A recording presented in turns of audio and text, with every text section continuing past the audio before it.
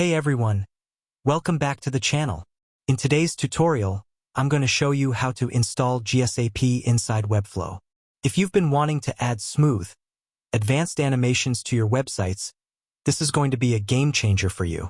Until recently, adding GSAP to Webflow meant using workarounds and custom embeds. But now, with GSAP officially integrated into Webflow, starting from October 2024, the whole process has become super simple and built right into the platform. This means less setup, more creativity, and way faster workflows.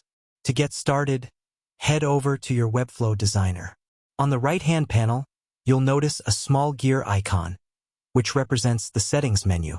Click on it and you'll see a range of new configuration options. And right there, you'll now find GSAP included by default. This is a big upgrade.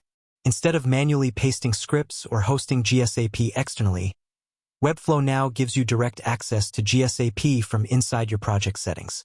This saves tons of time and removes the need to mess with external code files.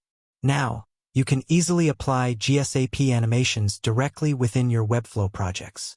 However, there's one important detail you should know.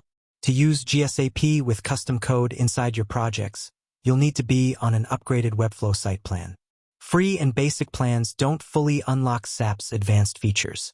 So, if you want the complete toolkit, upgrading your plan will be necessary. Upgrading isn't just about GSAP. It also ensures your website can handle professional-level animations, scalability, and interactivity. By unlocking GSAP, you'll be able to build everything from subtle transitions to complex motion sequences, all directly inside Webflow. And that's it. Installing GSAP in Webflow is now quick, smooth, and officially supported. While it does require an upgraded plan, the creative freedom and time you save make it absolutely worth it. Your animation possibilities just got a whole lot bigger. Thanks for watching. If this tutorial helped you, don't forget to like the video and subscribe for more Webflow tips, tricks, and tutorials. I'll see you in the next one.